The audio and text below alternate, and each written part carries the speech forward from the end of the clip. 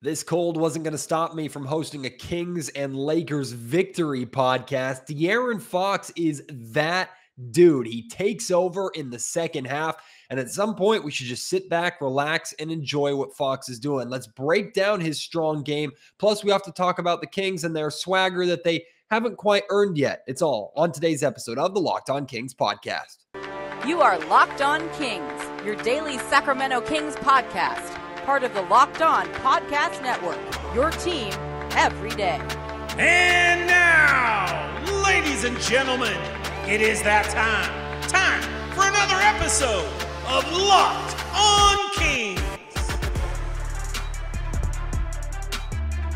Hello and welcome into Locked On Kings, your podcast hub for Sacramento Kings coverage all regular season and all off season. My name is Matt George. I have the privilege of being your host here. I'm a Sacramento sports producer and reporter from ABC 10 News. Yes, still a bit under the weather.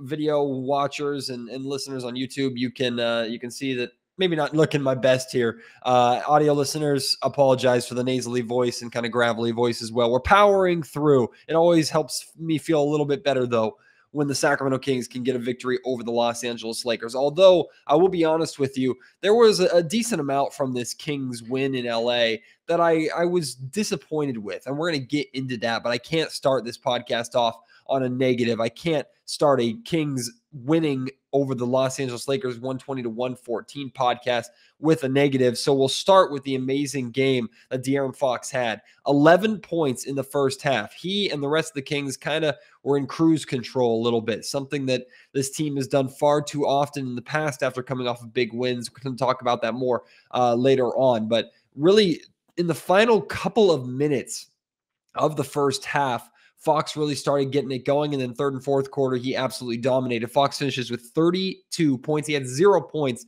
in the first quarter, to put that into perspective. So 0 points in the first 12 minutes. The final 36, he put up 32 points. But he did it on an incredibly efficient 13 of 19 shooting from the field. He was lethal with his mid-range jumper, but also went 2 of 5 from three-point range. Got to the line 5 times, hit 4 of those free throws, 7 rebounds, flirted with a triple-double, had 12 assists, which is his season high.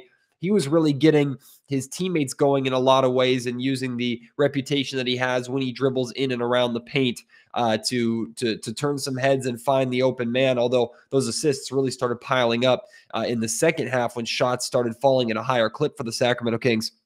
But when you watch what De'Aaron Fox is doing, especially in the fourth quarter, this game was far too close for my liking. There were 23 lead changes, 14 times tied. This game was a lot closer than I think it should have been. But when it came to winning time through the fourth quarter, De'Aaron played like the first 4 or 5 minutes of the fourth quarter, then rested for a couple minutes, then came in with about 5 minutes and some change remaining and closed out the game.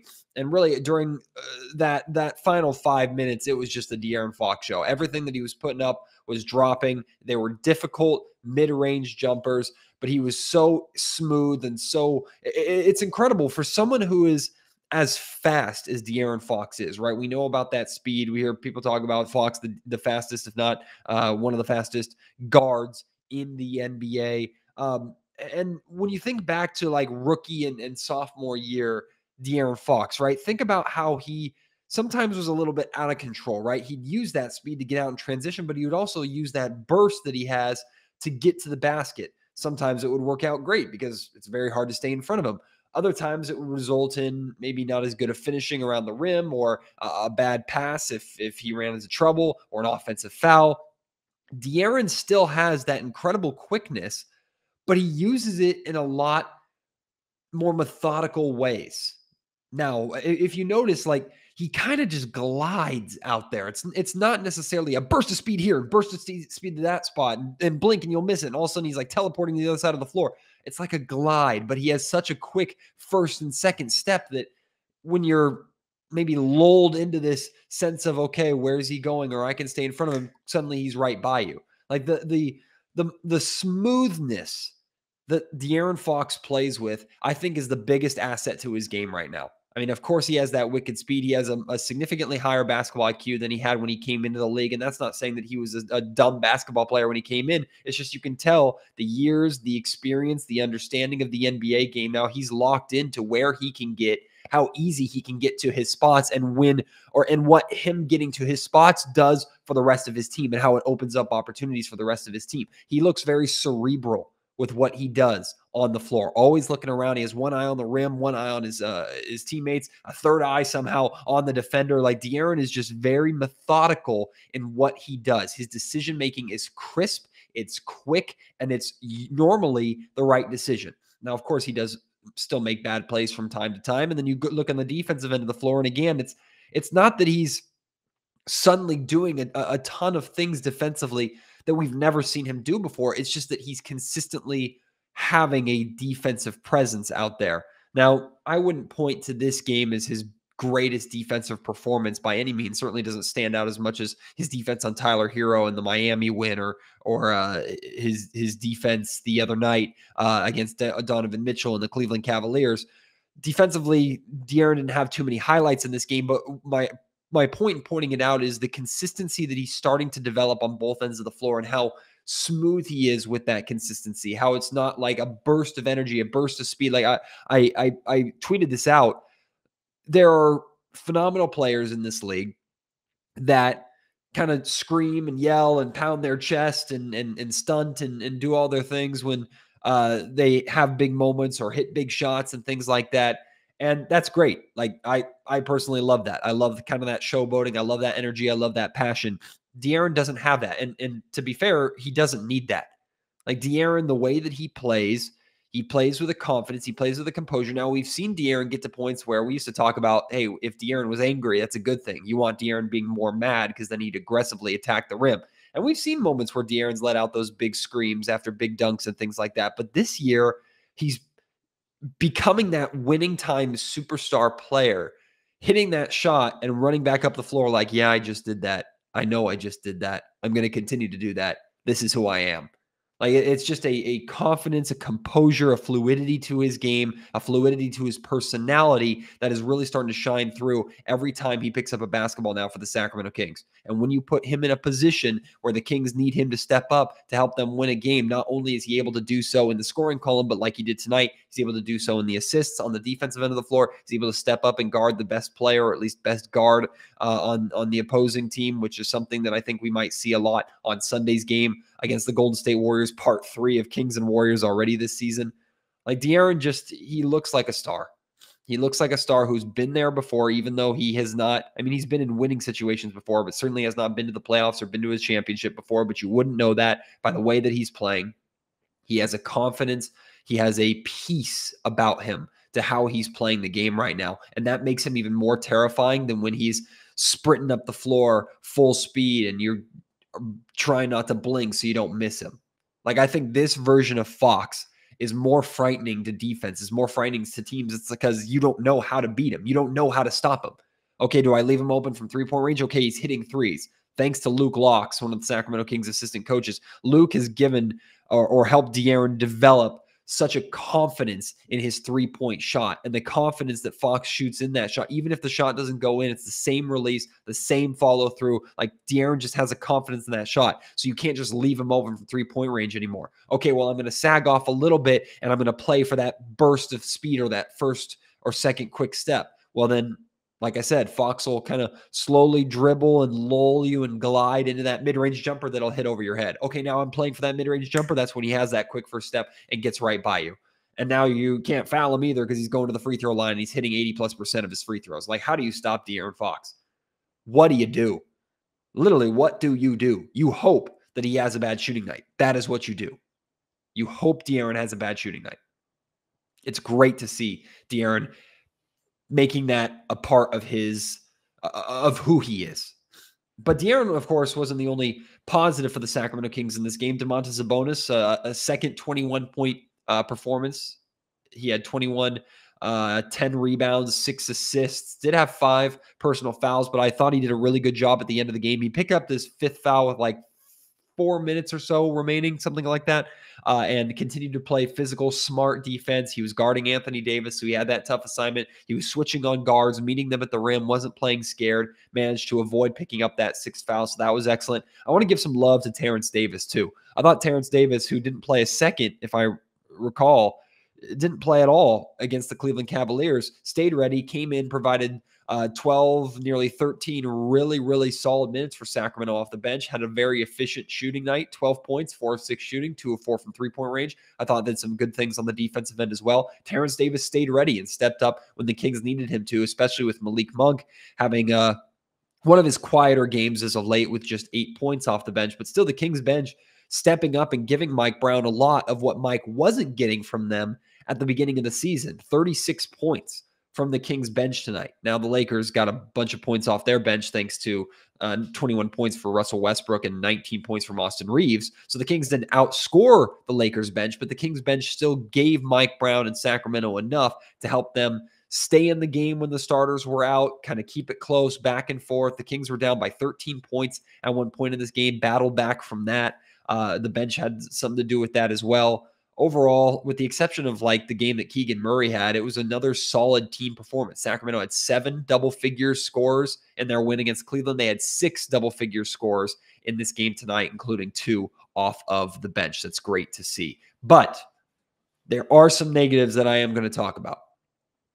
Once again, Sacramento showed something that they've struggled with for years, which is after a big win and a good win, like the win at home against the Cleveland Cavaliers, taking on a lesser opponent in the Los Angeles Lakers, the Kings haven't earned the swagger and the cockiness isn't the right word, but overconfidence maybe that they brought into this game. I'll talk about that a little more after I tell you about a great sponsor here of the Locked On Kings podcast. I'm talking about LinkedIn. These days, every new potential hire can feel like a high-stakes wager for your small business. You want to be 100% certain that you have access to the best qualified candidates available. That's why you have to check out LinkedIn Jobs. LinkedIn Jobs helps you find the right people for your team faster and for free. You can add your job to the purple hiring frame to your LinkedIn profile to spread the word that you're hiring, and they provide simple tools for you like screening questions. They make it easy to focus on candidates with just the right skills and experience so you can quickly prioritize who you'd like to interview and hire. It's like having your whole scouting department there for you. LinkedIn provides it for you. You don't have to do all that work yourself.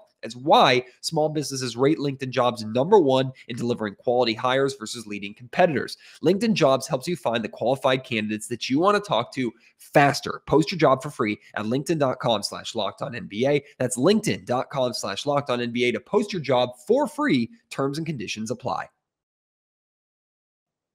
Now, I would be a hypocrite if I told you that I didn't have expectations of the Sacramento Kings winning this game to start this game. And I know I've said in the past that the Kings aren't in a position or haven't really earned the right to say they should beat anybody on a nightly basis, regardless of the record of their opponent that they're playing, because they're the Sacramento Kings. They haven't won in 16 years. They haven't gotten to that point yet where they can say they should beat anybody. That being said, we believed, and I believed, the Kings were far more than capable of defeating the Los Angeles Lakers with LeBron James, let alone without LeBron. Of course, he did not play in this game.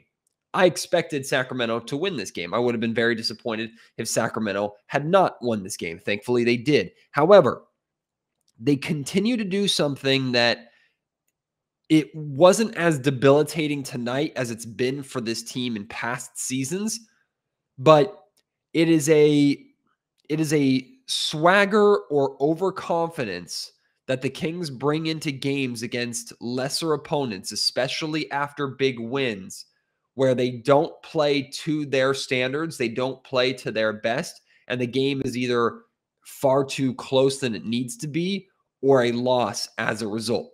Now, like I said, the Kings won this game. So in the end, you take the win, and you're not going to be perfect every single night. The Kings were getting a lot of open looks, and we're missing a lot of open looks, especially in that first half. Sacramento as a whole shot 33%, 12 of 36 from three-point range, and a majority of those 12 threes came in the second half. It was a rough shooting night for both teams, but a really rough shooting first half for Sacramento. But still at the same time, the defensive intensity, the work rate, the communication, the hustle, it just wasn't there like what we saw in the win against the Cleveland Cavaliers. If the Kings had played the way they played against the Cleveland Cavaliers tonight against the Los Angeles Lakers, I believe they would have won by double digits. Now, I understand getting up for a game at home against a good team versus getting up for a road game, even though it's LA, getting up for a road game against a team that is in the pits who also is missing their best star. I get like it's not as exciting. And when you play 82 times a year minimum, like it's some games you're not going to be as fired up and dialed in all the time. But the best teams find ways to make it work. The best teams find ways to close it out at the very least if you're not off to a good start. Thankfully, Sacramento was able to find out how to close this game out. And really, this is back-to-back games, so turning into a positive. This is back-to-back games now, or Cleveland game and the LA game, that Sacramento has managed to close out a close, hard-fought win. So that's definitely a positive. But there are some things that Sacramento, some old bad habits that they still need to break. And I was not pleased with kind of the lethargic energy, going through the motions type play from much of this Sacramento Kings team in the first half. Now, they closed out the first half on a pretty significant run did they have a lead at halftime? I honestly don't remember. Either they did or it was very close. No, I don't think they did. Yeah, no, they trailed by 56-60 at halftime, and they scored a good amount of those. I think De'Aaron Fox hit a buzzer beater 3 at the end of the first half. The Sacramento Kings did not play as good as that score. Really, honestly, the fact that they were in the 80s by the end of the third quarter, I think the Kings had 87 points at the end of the third quarter. Like, it was a numbers-wise a big scoring night for them in that sense, but it didn't feel like they deserved to have that number, and they were putting up that kind of offensive performance. Again, they just kind of felt lethargic, just kind of felt like they were going through the motions a little bit. I want to see this team look sharper consistently. Sharper, especially against beatable teams that you know you can win when you're coming off of big wins. I know it's difficult to do that 82 times a year. I'm trying to be realistic with it. But if Sacramento looked as sharp as they have in the past, now they were still able to win the game, which is good. When the Kings aren't looking their best and they're still able to win, that's major progress for this organization. But had they looked sharp, I think the Kings would have made easy work of the Los Angeles Lakers. That's how talented I think this roster is and how well this group is playing together. But again, you take a lot of positives out of the fact that the Kings, not at their best, won this game. Now, they ended up needing a little bit of heroics from De'Aaron Fox in this one. It wasn't as much of a team win as we saw against the Cleveland Cavaliers. It took some heroics, but Sacramento was able to pull it out. So we kind of got a little good news, bad news game from De'Aaron, or rather Harrison Barnes. The good news was Harrison Barnes was very, very good in the first quarter again. He and Domantas Sabonis made up for the vast majority of the Kings scoring in the first quarter. Yeah, Sabonis had 10. Harrison Barnes had 9. No other Kings starters scored. Davion Mitchell had 3 off the bench, and Chimezie Metu had 1 point. So 19 of the 23 points that the Kings scored in the first quarter came from Harrison Barnes and from Domantas Sabonis. Now, Barnes had 9 points, 6 rebounds, and an assist at the end of the first quarter. He finished the game with 13 points, 8 rebounds, and 2 assists. So for the remainder of the game, and he played 30 and a half minutes, he only scored 4 points, had 1 more assist, and a couple more rebounds. Still, it's a stat line I'll take. Sacramento was struggling early on. Harrison Barnes was part of the reason why the Kings were able to stay afloat early in this game. So in that sense, Harrison did his job. But once again, we saw Harrison kind of disappear a little bit. This was a disappearing game at times for Barnes. He just wasn't as impactful as you would like to see him. And I'm aware that this kind of disappearance is significantly different from the disappearances of like the Golden State game earlier, a couple games ago, or games before that where he'd have goose eggs or only 1 or 2 points. Like, if Harrison is going to disappear, it's better for him to disappear kind of after he has that really strong quarter that he had. But these stat lines, these involved stretches of Harrison's play, that should be the norm for HB. Like him being involved, him not being necessarily the go-to guy, because he hasn't been. Even when he was scoring 9 points in the first quarter, he was not the go-to guy at all. It was still Domantas Sabonis. He was just kind of cleaning up and hitting good shots. Like this should be, that quarter stretch should be who Harrison Barnes is all game long, every single night. I think that's very achievable and not unrealistic. Excuse me, not unrealistic to ask. The Kings only turned the ball over 9 times in their win over their win against the Cleveland Cavaliers.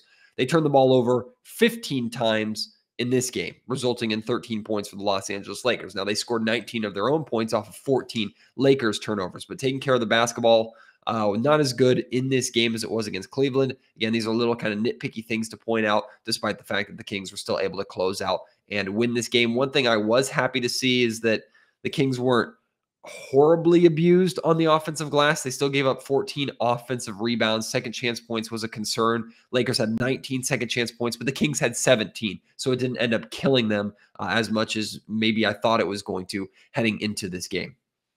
Still other things to be nitpicky about. Overall, it's a win. It's a win over the Los Angeles Lakers. The Kings have won 5 of their last 7. They're a game under 500. And now they're going into hopefully get a little bit of revenge against the Golden State Warriors for, as we know, how that game in Golden State earlier in the week, was that this week? That was this week, wasn't it? It was Monday. How that game ended left a sour taste in a lot of our mouths, to say the least. I think Sacramento is more than capable of winning this game at home. Should be a fun environment. If you're going to that game, let me know. Hopefully I'll be there. If I'm feeling like this still, I will not be there. But if I'm feeling better, I will be at the arena. And let me know if you're going. I'd love to say hi and chat with you. And I'll make sure to wash my hands and put a lot of hand sanitizer and just sanitize everything before that time. Really appreciate your support. Thanks for getting through this another sick podcast with me. De'Aaron Fox is so much fun, man. Isn't he?